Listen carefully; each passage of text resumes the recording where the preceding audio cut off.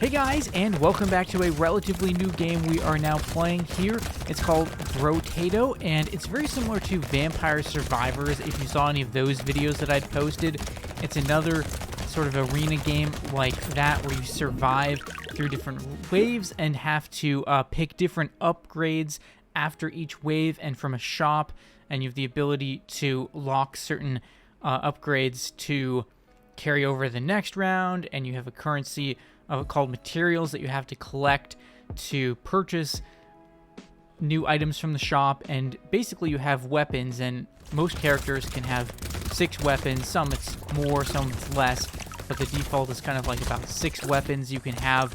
So you can see your character, it's a little different from Vampire Survivors, although you could sort of add different things in that one as well. But with this, as you can see here, I have to carefully pick upgrades after each round as well.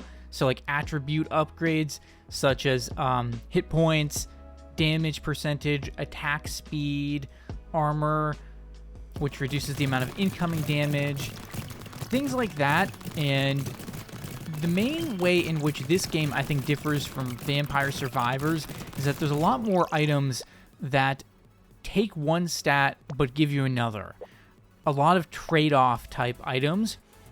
And it forces you into some really interesting situations where sometimes if you don't get the right item you want, you might take a different stat and then sort of exchange that stat later for the one you do want. It's an interesting way of playing a game, and I feel like it creates a lot more replayability because it's not just getting the perks each time, it's a lot of min-maxing as well on particular stats, but in very unconventional ways. And sometimes you have to abandon a strategy simply because you don't get the right perks that you're looking for. So on this one, I was playing a character called Mutant. And the thing with Mutant is that it gets 200% class XP, which means it's getting to the higher tier items, I believe, much faster. However, the things in the shop cost like 50% more. So the issue with that is that you have to pick your upgrades very carefully, but the ones you do get are quite powerful. So it's a really interesting class, and I've been trying to get this one through a complete wave. So basically there are 5 difficulties of waves, 6 difficulties, 0 through 5, that you can beat the game on, and it goes up to wave 20, which is a boss wave. All the other ones are non-boss waves, and they get progressively more difficult, as you can see. And for the most part, you're going around and collecting these green things, which are materials, and then, as you can see, I have to pick a very high tier upgrade there. I think I took dodge percentage there, which ends up being pretty key in the end game. But like I said, you're collecting materials mostly, and then there are other items called trees, which you'll see, and the trees will throw out food, basically, as well as more materials, but in particular, the food can be useful for healing. As you can see right here, wave 15 out of 20, I was starting to struggle a little bit with Mutant. I had this pretty decent ranged setup going, but this was fairly early on in my playing this game, so I was still kind of trying to figure out exactly which items you do and don't want to take. And what I kind of learned later on is that you usually want to have some way to heal, and I didn't really have a good way to heal here. You can see I don't have a weapon that heals. There is a medical tool weapon that will give you like lifesteal from your enemies, but you can also build lifesteal yourself. So that's what I probably should have been doing, or there's also HP regeneration, but as you can see, I was relying purely on food in this run, and I really discovered that that wasn't gonna quite cut it.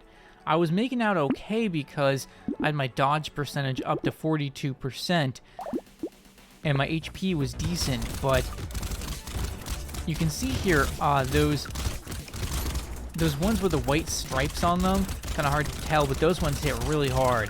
And you can see here, I was taking a lot more damage than I was expecting.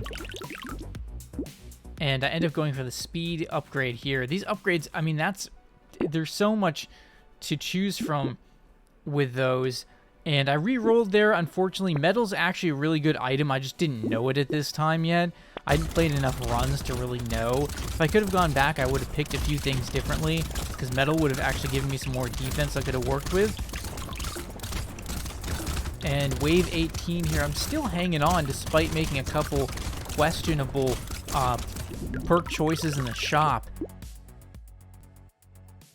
Still holding on here. Probably should have re-rolled that one. I ended up combining some weapons so I could take some higher tier weapons. You can combine lower tier weapons to make them into a higher tier weapon, and then buy a higher tier one from the shop as well. Wave 19 here though, pretty crazy. I thought I was doing well, but unfortunately it just didn't shake out that way, and I got roasted pretty good right there. So yeah, let me know what you thought about this game, if it seems pretty cool. I thought it's better than Vampire Survivors, personally. I think it's the best game of this type that I've ever played. So my hope is I'm going to be playing it some more, probably on the channel. We'll see if anyone likes it or not. And I look forward to posting some more of it, because there's a lot of different classes, and they all have different build possibilities. They also have a Discord for this game as well if you're interested. So, yeah, leave a like if you guys enjoyed, and I will see you in the next video.